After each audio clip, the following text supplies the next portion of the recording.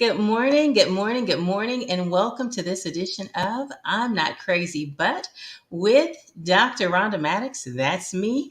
I thank you so much for tuning in. I am Dr. Rhonda Mattox, triple fellowship trained and board certified psychiatrist, and we are talking today about picking up the pieces, life after the storm.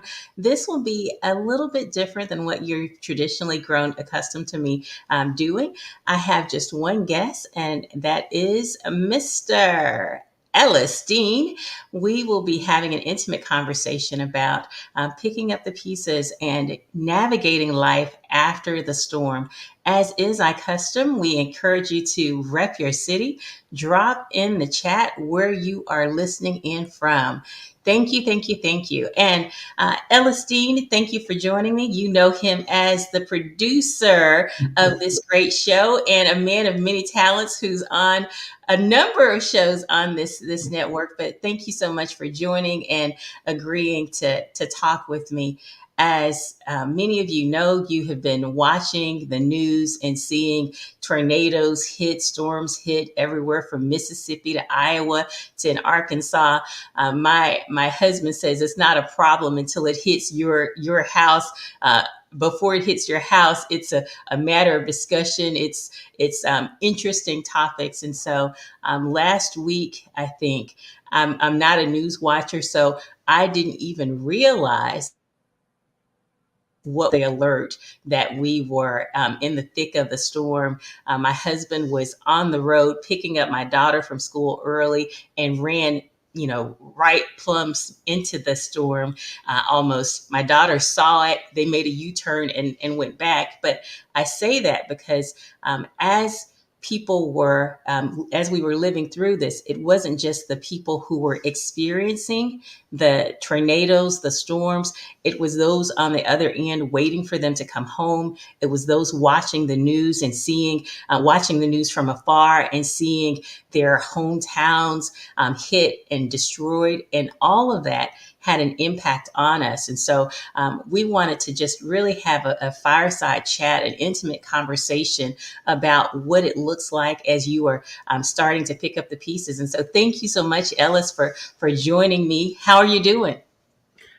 I'm good. I am, and just kind of full disclosure, after all that, I saw all that going on, I immediately texted Dr. Maddox and Mhm. said, "Hey, are y'all okay?" Right? Because I Mhm. said, I know that you were there and was close by him. And she shared that story about what was going on with her husband and child. And so it definitely, there is an impact. And you're right in your opening statement. It's not just the person that's impacted, it's their circle, and that circle could Mhm. ripple out as far nationwide, Mhm. just from one person experiencing some trauma. So I do think this is a great topic. So everybody, I would encourage you, if you have some questions, please drop that in the comments. We would love to hear your questions. If you have a story about trauma that you had to figure out how to pick up pieces, we'd love to hear that as well if you feel comfortable sharing that.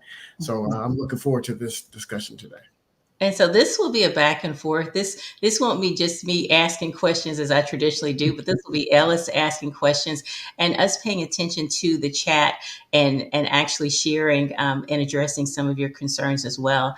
I think the first order of business is what happens immediately after. Many times you spring into action and you are, just trying to literally pick up the pieces, to pick up the trees off of your roofs, out of your yards, those kinds of things. I'm trying to get it to where traffic can go on as usual. Right. But after that busy, and we do that in part because it needs to be done, but then there's a part of us that needs to maybe not think, because if you sit still long enough, the tears will flow, the nose will turn red, and I can't guarantee that the waterfalls won't flow on this show, because you really see how mortal you are as you're navigating these storms. And so you get busy to begin with, but then you have to sit still. And when you sit still, your mind goes places. There is grief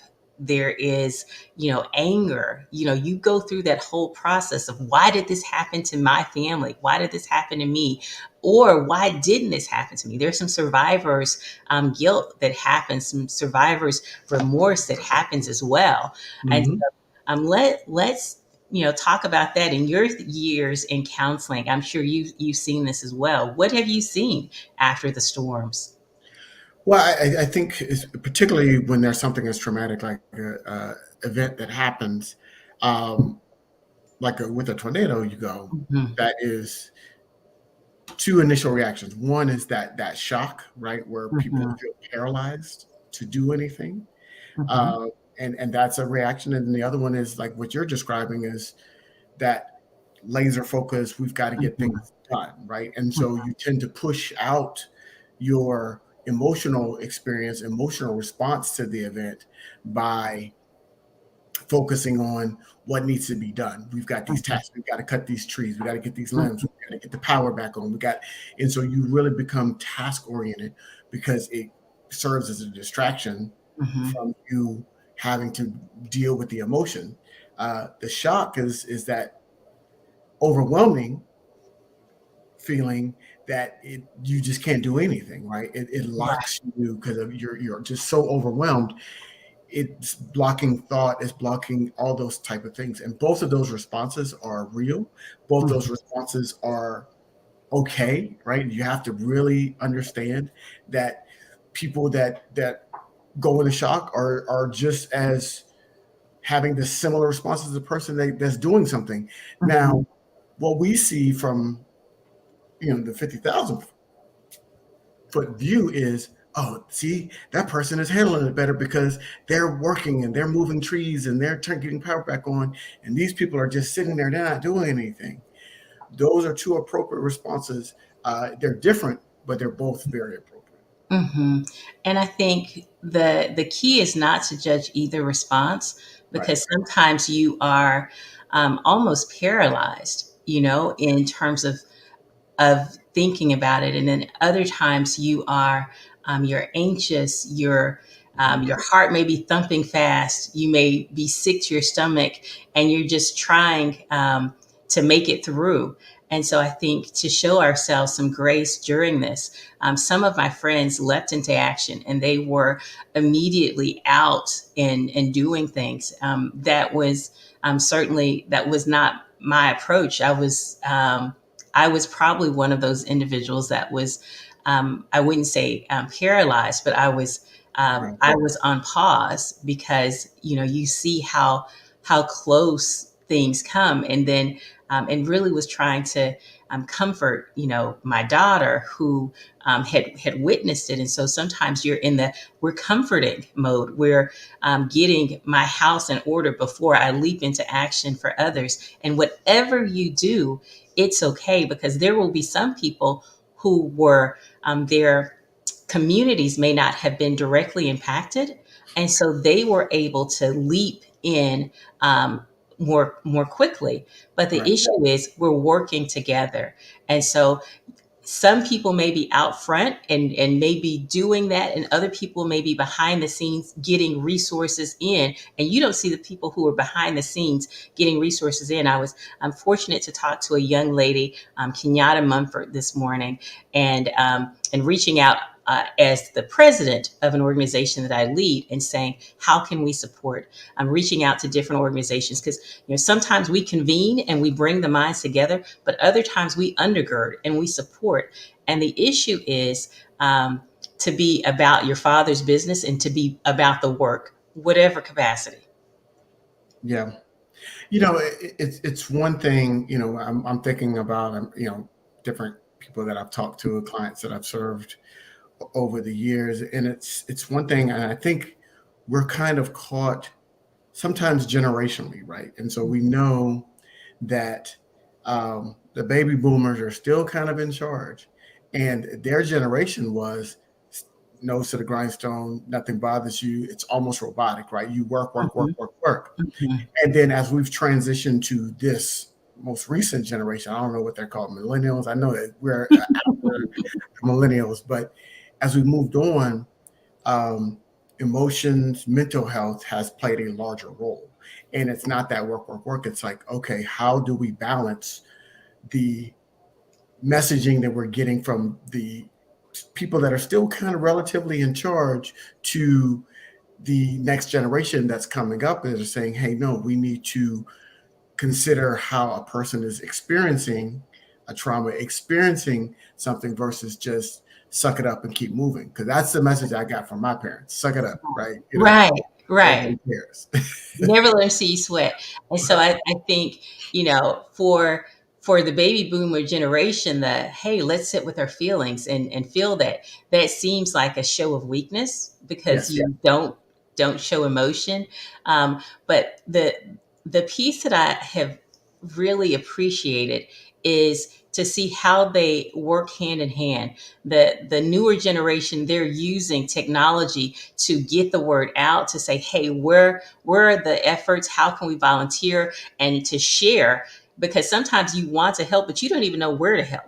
And that Right. this new generation has it in one spot. Go here, sign up for this. This is how you do it. Right. Whereas the other generation wouldn't have even known how to get that. And Right. may not even know how to use um, Facebook, Google, baby, what is Facebook? And then don't, no, no, Auntie, don't call me and say you making fun of me or whatever. I'm not. But it takes us working together to be able to make the most impact. And I think that is really important. We will, as we are navigating this, many people will want to help. And I think it's important for us to do that with humility, and be sure that we're listening to people, because we'll jump in and we'll just do what we think needs to be done. But I think it's really important during this season to also listen to what people want, Yeah. uh, and what they need. Because on the ground, what I'm hearing is not what you might traditionally think. I'm hearing, I need formula. Like, no, nobody thinks I need baby formula, right? Like Right. when you're bringing water, I need formula. Help me navigate how to find my meds, because I had a 90-day script and now I can't get into my house. So the kinds of things, and even though I'm in medicine, that isn't what I would have automatically thought to help with, Mm. right? So when we're going into the communities, also making it a point to lean in and listen, you know. You make it a great point because when you think about going all the way back to school, but it's like that Maslow's hierarchy of needs, right? Mhm, And at the bottom is just kind of those basic needs: food, clothing, shelter, right? mhm, And so when we have a traumatic experience, a traumatic event like a tornado, like a hurricane, something like that, we most of us default to that food, clothing, and shelter. And so mhm, you say, okay, cool. If you we're going to get the power, we're going to get you some water, we're going to do this, but those other things, the medications that are the formulas for babies, because they can't eat solid food. You can't give a mhm, baby an apple or some potato chips or whatever you're handing out.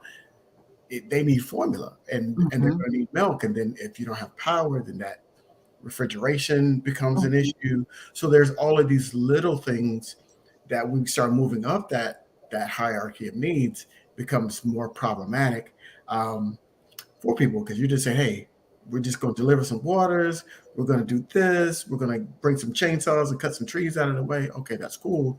The other thing you got to think about is sometimes, I know I grew up in Florida, so we had hurricanes, right? So mhm, mhm, and you kind of get used to it, as much as you can. Um, but we always had somewhere to go if it got too bad, right? We know mhm. we could go to our grandmother's house in South Carolina. We would get in the car. Hey, it looks like this is going to be a bad one. Put the boards up. We're going to grandma's house. But not everybody has that luxury Right. of somewhere to go, or everybody might, their whole family might live in the same city. So then what do you do? Mhm, Then and you may not have the ability to go and afford to stay in a hotel for mhm. a few nights. So there's all of these considerations. Um, Finally, I'll say that you brought up a really great point about the technology and how it really helped in these situations. Because now you can go from having to stand on the side of the road with that bucket or ring the bell outside the grocery store to Right, raise funds. Now you can set up a GoFundMe page. right. You can get monies from not only just the people in the community, but from people around the country that have witnessed this. And you can say, hey, help the tornado relief by Hmm. donating to this GoFundMe because we Hmm. lost our home, we don't have this, we don't have that. And so that old versus new, old being, hey, we've got to, at some point we've got to suck it up and move forward. Life has to move on. And the new that says, hey, let's leverage technology in order to help alleviate that process of us trying to figure out what our next steps are. Absolutely. And it's interesting because, as we're talking about technology, we can literally access information at our fingertips, Mhm. with our phones. And that is a benefit, but it can also be something that can take you back because, of course, we say, don't watch this over and over on the news. Try not to tune in, those kinds of things. But you don't have to be triggered by this, immediately after the following day, or a couple of days after. Just the wind triggered me. Mm. Hearing the gushing of the wind, Mhm. hearing the sirens, those kinds of things. And even though I am a psychiatrist, and you would anticipate I would be prepared for this because this is, after all, my training, I was not at all prepared for how my body would just automatically respond to gushes of wind, to the tree leaves, any of that. And I Right. think um, helping helping quickly people to understand that the nightmares, that can be a part of this, the heartbeat from that can be a part of this. But how can we give you tools to self-regulate so that you don't stay on high alert and you're able to just get to sleep? Because I'm going to tell you, after stuff like this, just getting like, I don't, I mean, I need all this other stuff, but can I just get one good night's rest? And let me just say, for the people who are listening, melatonin, Yeah. magnesium, melatonin and magnesium may be your friend. But if you find you are going for days on end without being able to sleep, that is a good indication that you need to check in with your doc so that you Right. can get help. Because one of our fallbacks sometimes is a nice glass of wine or something like that. And that is not the healthiest strategy long term. It may be a good immediate, but that's not a good strategy long term. So you may want to go ahead and just set up a doctor's appointment in anticipation that something may be going on. Right. Well, back when I was counseling, one of the things that I would tell clients is um, avoidance in most cases is not a good thing, right? And Mhm. so when you're drinking alcohol to help sleep or to help you forget or to calm your nerves, you're avoiding what's the issue, right? And so avoidance is not good. So when we're thinking about it in that respect, that Mhm. glass of wine, yes, it helped you sleep tonight. Then, Tonight. but will it take 2 glasses in 2 weeks because your body has built up Absolutely. tolerance? And will it take a bottle in 3 weeks? And so Mhm. now you might be replacing one problem with another, right? Or adding to, now you're stacking problems. So now you've got this Mhm. problem of probably some early signs of PTSD, some significant trauma going on. And now you are adding alcohol abuse, substance abuse on top of that. And so that's how we can compound Mhm. issues if we don't deal with them, much like our predecessors said, head on. So Yeah. sometimes we do have to take it. Sometimes we do have to take on those challenges, but take them on at a pace that's comfortable for us, right? And understanding. So Absolutely. triggers are a funny thing, right? Because you don't know what they are until it happens, right? Right. And then you say, like, you're a gust of wind, you see some leaves swirling on the ground, and that might send you into a little mini panic. Your heart Right. rate might go up. You might feel your skin start to crawl a little bit. The hairs, if you have some, might tend to get excited a little bit. So all of these things, but recognizing uh, what those triggers are, or recognize your body's response Yes. triggers. Even as little things as family arguments, right? And Mhm. when you're about to see that person again and you start to feel agitated or anxious or whatever, you're like, why am I feeling this way? It's that trigger because there's somebody that's there's something that triggers you that you're about to get into. And so recognizing those triggers, Mhm. Recognizing your body's responses to those triggers can go a long way in terms of eliminating them, because now you can say, okay, I know when I'm about to experience, when this happens, this is going to be my typical response. What do I do? Do I need to take a minute and do some meditation? Do I need to take some deep breathing? What are some exercises that I can do to help alleviate that trigger so it doesn't become problematic and lead to stacking more problems like alcohol or other substance Mhm. abuse? Now, audience, we want to do a check-in. You share with us some of the triggers that you've noticed if you've lived through this, and again, continue to rep your city. But we haven't hit all of them. What we're really trying to let you know is sometimes the triggers are not what you anticipate, and they can catch you off guard.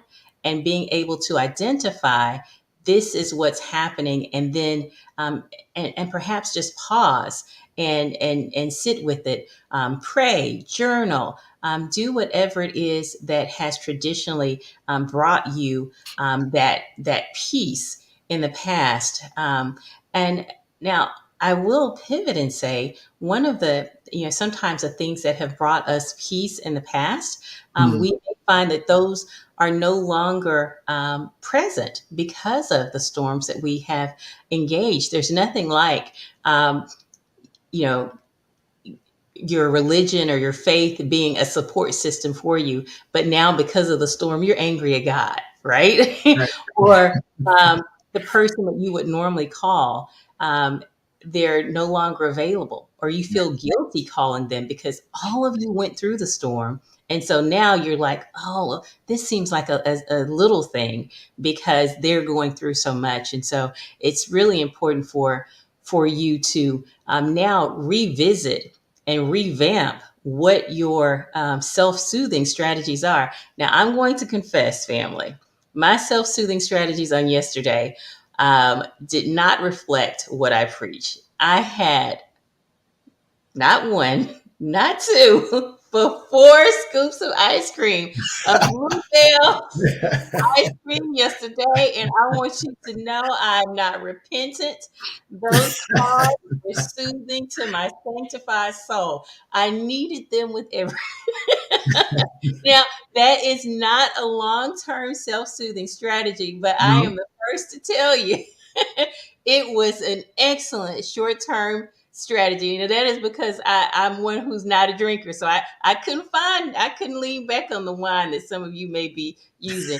But my strategy was it's funny. I'm thinking about, like, we do a show on Fridays with Dr. Sylvia called "Embrace You: Hot Topics and Weight Loss," and one of the shows she did a couple weeks ago was about emotional eating, right? And so that could become problematic. Now, I'm sure it was one night. problematic. I can't even justify it, okay? It was definitely problematic. But it felt good right then.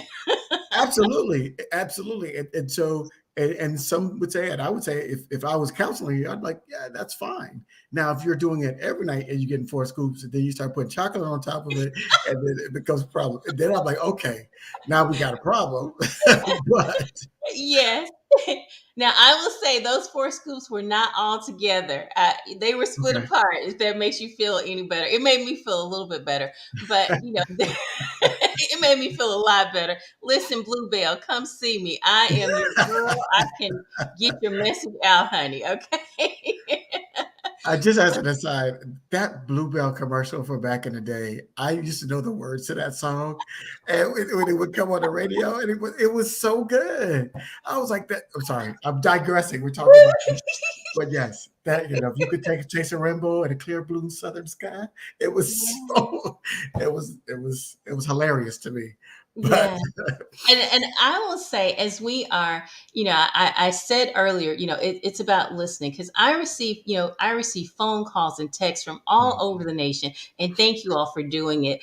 There are probably some of you that I've not responded back to, but when you get on the phone, when you finally connect, listen, show empathy. One of the things that sounds really like it should be soothing is, just just be thankful that you're still alive. And we are, Right. but understand that you can be thankful for what remains and also be grieving what you've lost. And Yeah. it does not have to be either or, it can be both and so some of the sentiments that we offer to support people can actually minimize their experiences. And I want you to, as you're supporting them, yes, we're thankful, but also give the people, and I won't say give them permission because they don't need your permission, but recognize and support their ability to both grieve and be thankful all at the same time, you know? Absolutely. It's funny. Like I was just looking it up because I always forget the five. So that the five stages of grief, right? So we're talking about when you have a traumatic incident. There's some that grief. So there's, and you mentioned a few of them. Hmm. Denial, right? This can't be happening kind of situation. It's not real kind of situation. It feels surreal, maybe as another term. Hmm. Anger, you talked about anger. Why did this have to happen? You start questioning, and I even shared with you a blog post that I did and about having that something that I thought I was expecting to receive, I didn't receive, and that anger and of grieving that process of not getting what I thought I was deserved, Hmm. um, and working through that. So bargaining, right? You start bargaining. You start making, well, God, if you could just do this, If you get me out of this, I'll never. right. And so there's other with depression, right? And then that's what you're kind of talking about. Where and depression could be where you don't eat or where you eat 4 scoops of ice cream, right? It could be it could be the same. It just depends on the person how it shows up. Um, and then finally acceptance, right? And then we have to get to that point where we're accepting what happened as not an indictment on who we are as a Right. person. And so I think sometimes when we have traumatic experiences, uh, not so much as a act of nature, right, a freak of nature like a tornado, Hmm. maybe Hmm. something like a car accident where somebody might pass in a car accident, Hmm. and you start thinking all of the things that you could have done to change that scenario. And those are the type of things. And we start thinking, oh, if I had just done this, it Hmm. would have been different. And we cannot think that way because if we make it an indictment on ourselves, that can lead to a cascading of a number of different kind of self-limiting, self-defeating, Hmm. lower self-esteem, and then really self-destructive behaviors if it lingers too long. And so we have to Hmm. make sure that we're remaining present. That's kind of one of those things that as counselors we always want people to say, you remain in the present, right? Hmm. That's the gift that you have the present. you know to yesterday was history. Tomorrow is a mystery. Today is a gift. That's why it's called the present. And so we have to stay in the moment in order to be able to overcome whatever obstacles are in front of us. Today is a gift, and we can learn from history. We learn from Hurricane Katrina. We learned from Hurricane Ian. We learned from those, such that the responses, hopefully from the government, from FEMA. If you are trying to pick up the fees, go to FEMA.gov. The responses have improved as a result of some of the mistakes that were made. So if you're looking back, make sure that it is to learn from the mistakes and not to beat yourself up for what you have not done that you think you should have done or what have you, because that is definitely one of the tricks of our mind is to bash us so that we're paralyzed in reviewing the past and we're not in the present or planning for the future. I think I want to encourage us to show empathy not only for others, but for ourselves. As we're leaning in to listen, certainly show empathy, and then now is the time when we can start to think about how do we aid others. Okay, Mhm. and how do we allow others to aid us? Okay, so we many times we're gifted at providing the aid. We're not, some of us are not especially gifted at receiving aid. And so we're like, oh, no, no, no, I'm okay. And the boots on the ground. There's this experience to where even a mother with 5 children was not comfortable receiving. And so she was, just getting just a little bit of food, but she had 5 children. And so my friend was literally having to like take the bag and provide a bag for her because even though she had lost so much, she was feeling guilty about getting anything because there was someone else who needed it more. And so understand that while there may be someone else who needs, you also need and be and I won't tell you to be okay because I do understand the struggle to be okay with receiving, but Hmm. just receive. Receive. Receive. You're bringing. I'm going to ask a kind of a tough question here. Um, I'm getting back into interview mode, so I'm going to ask kind of a tough question. We know there was another school shooting here in the recent past, and the response because it made me think about it when you're talking about learning from the response, Mhm, and it seems like society has not learned mhm, based on how we've been responding to these school shootings over the several years, mhm, decades now of mhm, school shootings. We haven't responded well and continue to respond poorly. mhm. Um, what impact do you think that has on the families that are significantly impacted by the shootings themselves? Because I have empathy. I haven't been impacted significantly, but I have empathy for the families that have.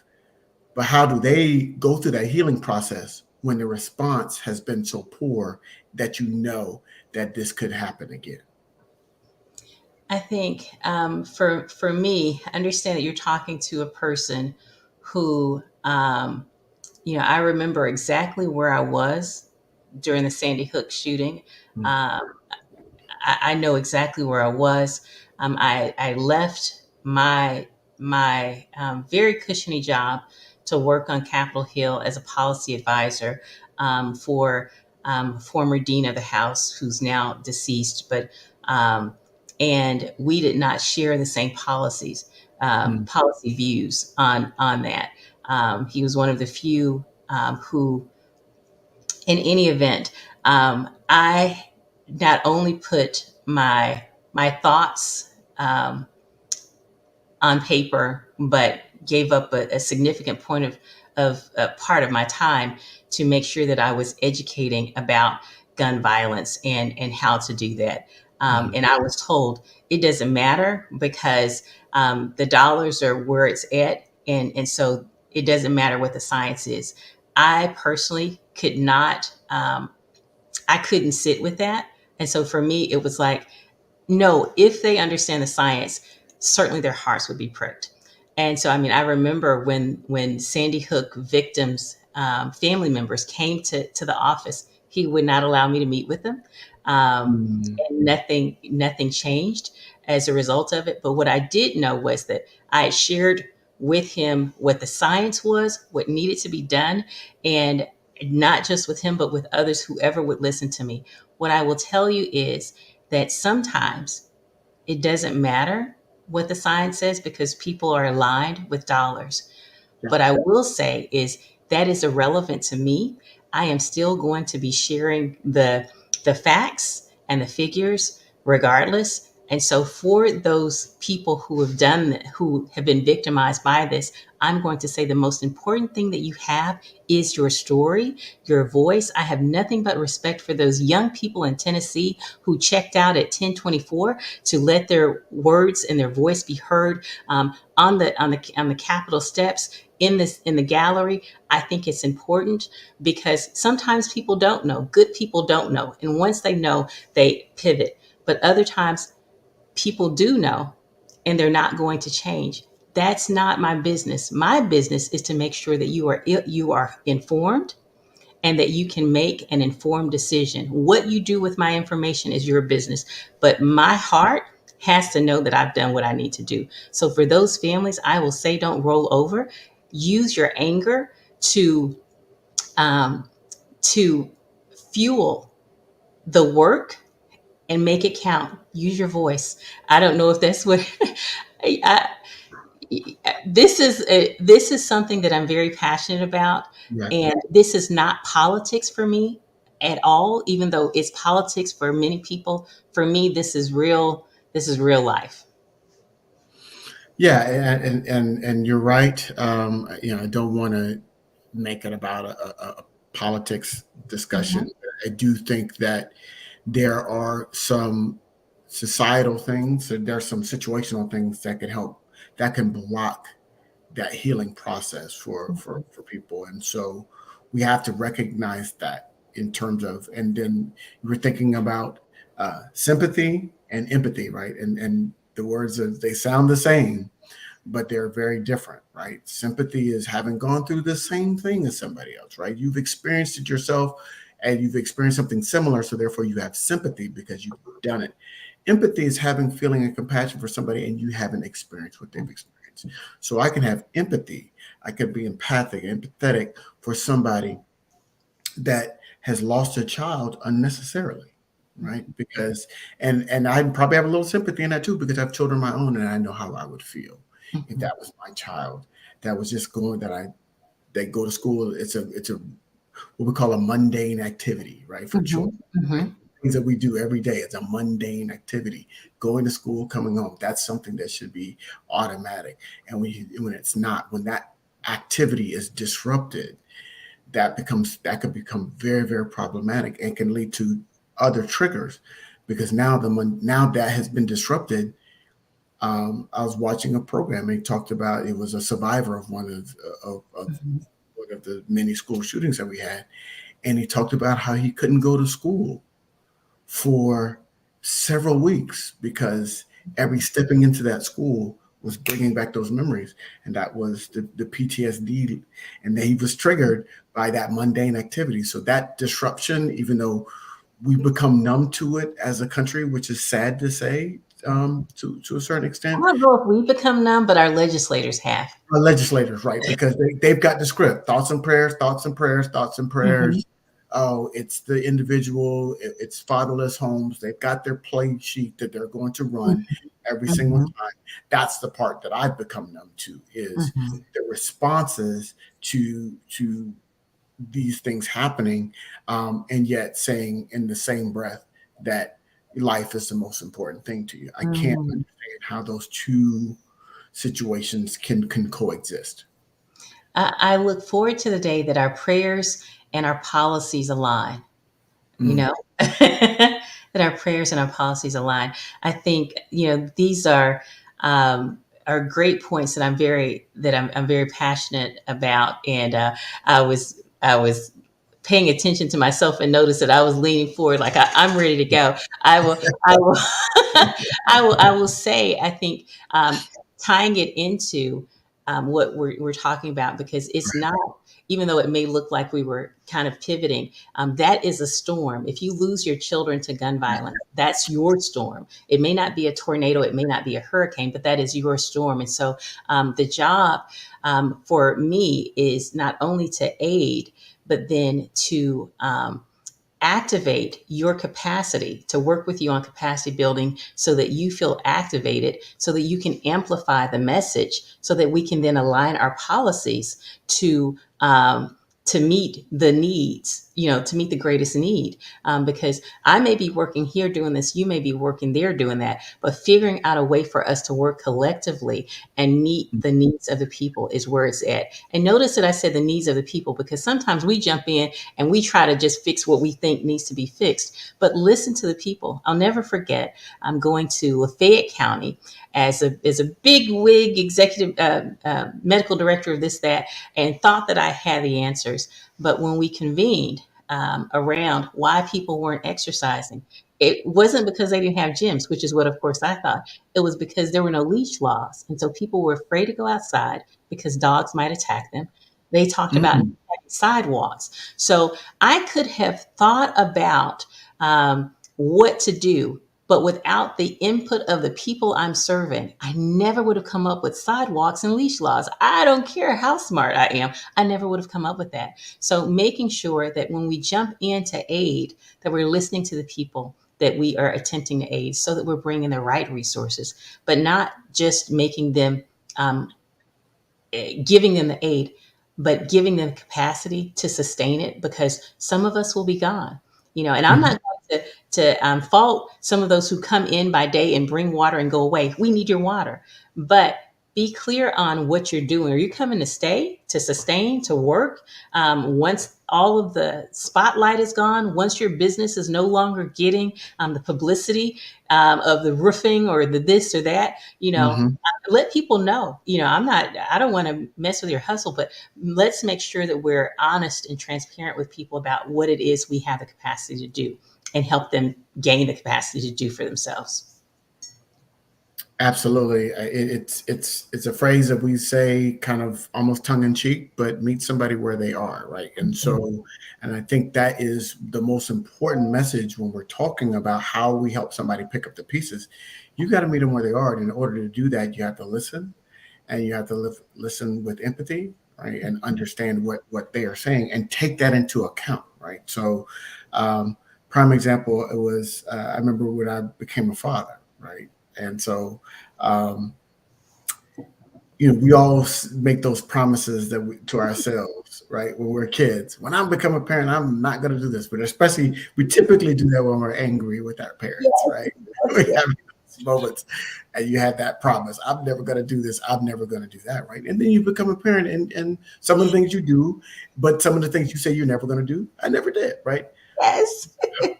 However, what that doesn't take into account is the child, right? Mm. And so what we have to be cognizant of, and so what I realized, um, hopefully not too late for my children, is the way I was loving them was satisfying my need Ah. that I had as a Mhm, child. mhm. And some of that was good, but it wasn't how they needed it. Mm. Never took that time to say or to recognize how do they receive love. Mm, mhm. So that's when we're talking about meeting somebody where they are. I understand how we want to give aid, but what is the best aid and what's the best aid for them to receive? That's the question. And that's what you're getting at when you're talking to the people. What's the best way to get you to exercise? Because you could build the biggest, fanciest gym in that area. You didn't handle the dog. If you didn't handle the sidewalk, you can have the biggest, fanciest, emptiest gym in that area. It's going to go out of business very, very quickly. And so, not only we have to think about how we're going to give aid, but we also have to think about how that person and the type of aid that person needs to receive. Absolutely. I think, as you are talking, for many of us, it doesn't matter if you are a Black person going to a Black community. Sometimes you do need some highlight, some you need to be informed about how to support communities, and so some good training before before you go into communities can be helpful because you may think that you are supporting and that you're saying the right things, and in fact, you may be alienating. I recall a time when I was doing groups right out of internship, doing groups with the community, and I may as well have been a suburban woman from a completely different race because those babies were teaching me. And while I thought I was helping them, they were helping me.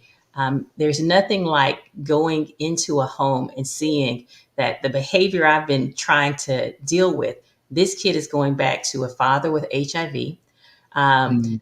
that is absent of a home because the mother's incarcerated, and there are 8 people living in a 2 bedroom place. So there's nothing like not having context and then offering labels and judgment. So as we are offering to aid people and we're going to aid, make sure that we go in humility, that we go with empathy, and that we do. And I will say do because sometimes we have this paralysis by analysis. We want to launch perfectly. Darling, Right. these people do not have time for you to get this and that. Do massive action, do medium action, do little action, but be found doing it. And I think of it as one of the phrases that I guide my life by is start where you are, use what you Hmm. have, do what you can. I'm not Hmm. asking for PhDers. I'm not asking for MDers. I'm not asking for PharmDers. Darling, if you cook, cook sandwiches. If you are a roofer, bring your roofing instincts. If you are a mental health clinician, talk to us about where we can go. But we need help, and there is something that you can bring to the table, and you may not want to bring it for 45 straight days straight, but if you can say, hey, I got two, I got dibs on two mothers to support them, Right. whatever, every little bit counts. And Right. so that's where I am. Just do scared, do afraid, but do, just do. That's a good point because I see, especially when somebody experiences like a death in the family, right, and they have that moment, and then everybody's this outpouring of love and support, and they say, and the muscle memory response says, "Well, if you need anything, just let me know." Right? I was, so just do is probably the best thing to do. And even if you're doing something that they may not be receiving, as I just said, your action gets feedback. Hmm. Inaction does not, Hmm. right? So if you bring them a casserole and it's a meat casserole and they say, "Oh, I'm a vegetarian," now you know to bring them something that's vegetarian. Right. But if you do nothing, if you just say, "If you need something, let me know," how many people do we know? And I'm talking to black folks right now. How many, how many black folks we know going to tell somebody that they need something? Really? Right? We work in helping professions and don't say, "I need this, I need that." So let's just call it what it is. And so, but that action, even if the action is wrong, it's going to give you feedback to know how to do it right. So when we're thinking about how we're going to pick up the pieces, picking up the pieces, picking is an action word. You're picking them up. That is an action. So we have to recognize that thoughts and feelings, thoughts, prayers too, are all great. But as the good book says, faith without work is dead. And so we have to put in that work and put in the action in order to really actually pick up those pieces and help them put them back together. Imperfect action is better than perfect inaction every day of the week. Yeah. Imperfect action is better than perfect inaction every day of the week. And I would just say, as it relates, start where you are, use what you have, do what you can. It has Mhm. been very heartwarming to see faith communities leap into action. It's some of the people who um, have jumped in have been individuals that surprised me. What I will say is, I remember someone reached out and was just like, "What is da da da da da going to do about this?" And I didn't have the bandwidth to say, "At this time, darling, da da da da da is just trying to be just to be." Right. They're not doing anything; they're being. And I Right. want to say, if you are at a point to where all you can do is be, darling, be, and don't burn your superhero cape of trying to leap in and save the day. If you are just capable of being, because if you leap and save the day, and you've not paused and rested and got your mind together, you're going to do more harm to the people you're trying to serve, because you're going to be irritable, cranky, and moody with them. And Right. so if it is not your time to do, just be. And that is okay with me. Yes. Yes. Yes. Yes. I totally agree. I would say as we're getting close to the end of the program, what are some tips we can get? Because I know we've mentioned a lot of things today in terms of picking up the pieces. But what are some tips that we can leave people with that can help them in that process of picking up the pieces, after a storm? Absolutely. I would say first order of business is trying to prioritize rest. I know that you're trying to pick up and that kind of stuff, but prioritize rest so that you don't become immunocompromised and sick. as a result of not sleeping. So if you need to schedule with the doc so that you can rest, but whatever you do, rest. The next piece is to identify what your needs are. And sometimes, we know you need a place to stay, but identifying what your needs are so that when people say, how can I help? That you know what they are. Because many times when we're going through things, it's like our brain is in a fog. And so when the help comes, you have no idea what to say. But I will tell you, when the king asked Nehemiah, what you need? Nehemiah was able to say, we need to put a wall together. We need this, we need that, we need that. Now, Yeah. that means to me, Nehemiah had thought about what his needs were before it was asked. So be sure that you know what your needs are so that people can assist you. The next thing is um, be okay with receiving help. You do not have to be the super hero. Do not let your pride keep you, or whatever it is, keep you from allowing people to support you through this journey. We all need each other. And this is not about a weakness or a strength. This is a trying time, and be okay with receiving help. And the next is be okay with whatever you have going on. Don't judge yourself. Show yourself some empathy at this well. It's okay to not be okay. It's okay to be however you are, but please don't label it lazy or something that is not who you are. If your body needs rest and you are resting, it doesn't mean you're lazy. It means you need rest. And so don't judge yourself harshly and leave these labels that weigh you down. And then the next piece is actually prioritize and anticipate that afterwards you will need to talk to someone who is licensed and trained and experienced in this area, because um, you just do.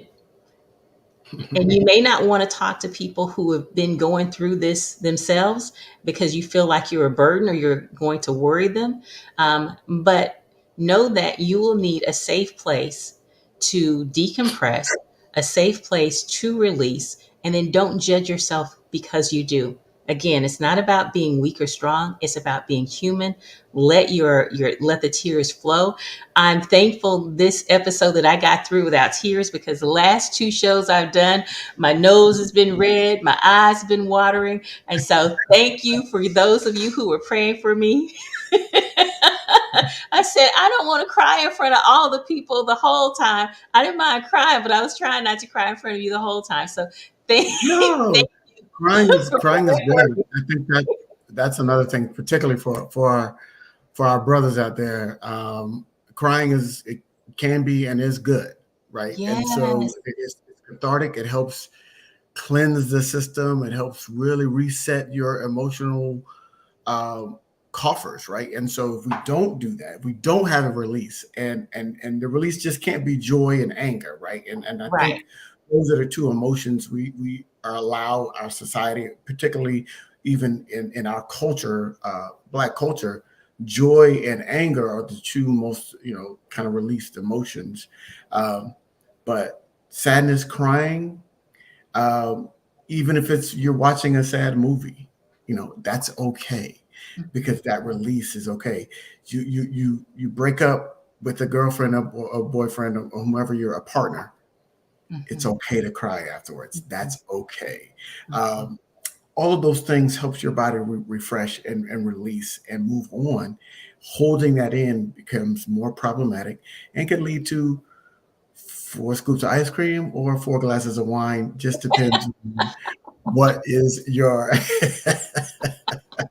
Yes, what is it? absolutely.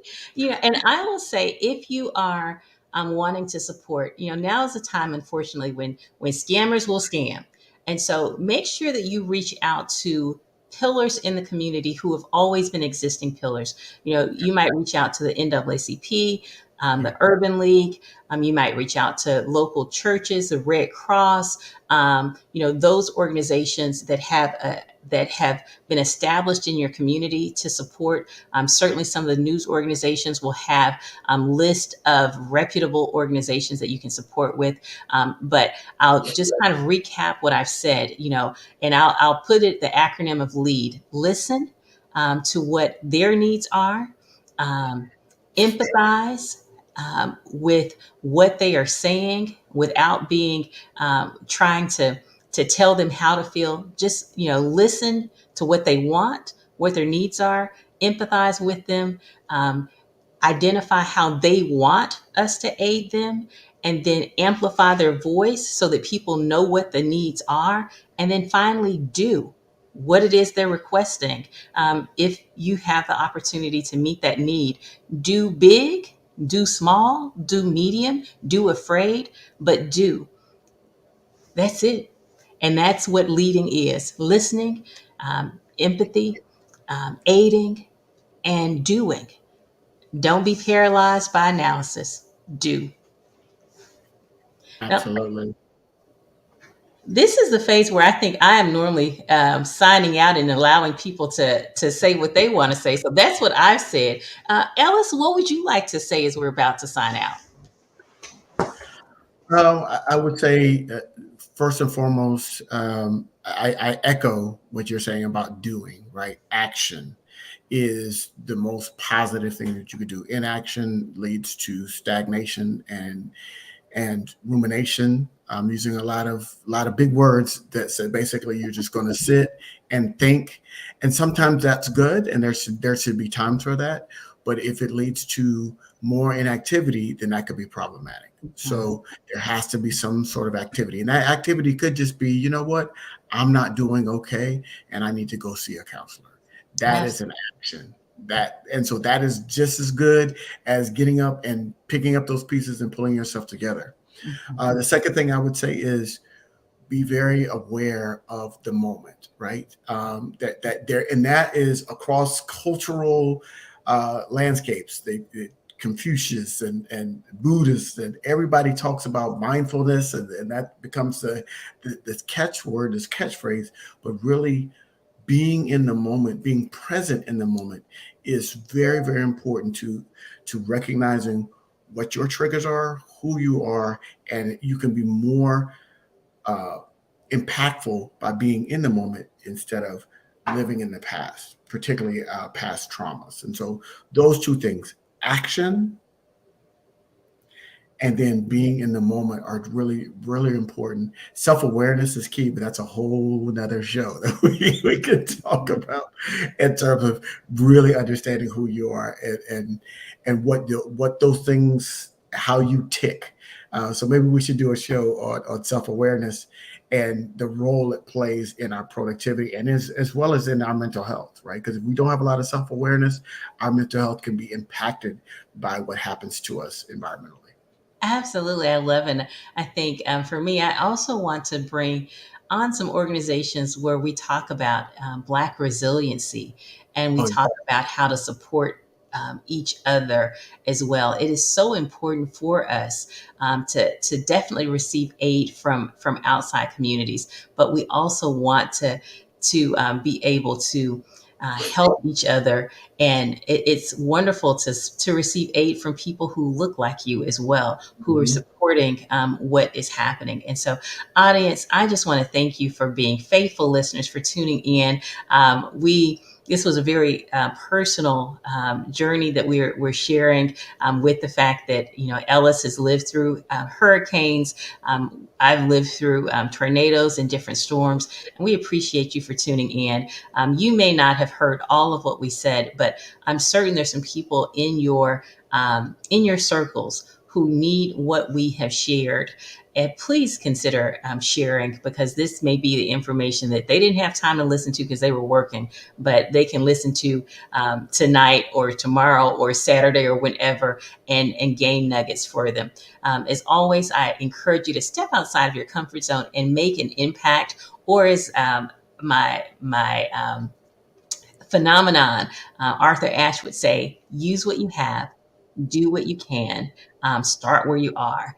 Thank you, Ellis, for being a delight in sharing with me. I appreciate you. And family, we'll see you the same time, same place next Thursday, 11 a.m. Central Standard Time, 12 p.m. Eastern Time, so that we can have a word. And I don't know if we'll be talking about self actualization because by then something crazy may have happened, but we will see you then. Thank you for joining us.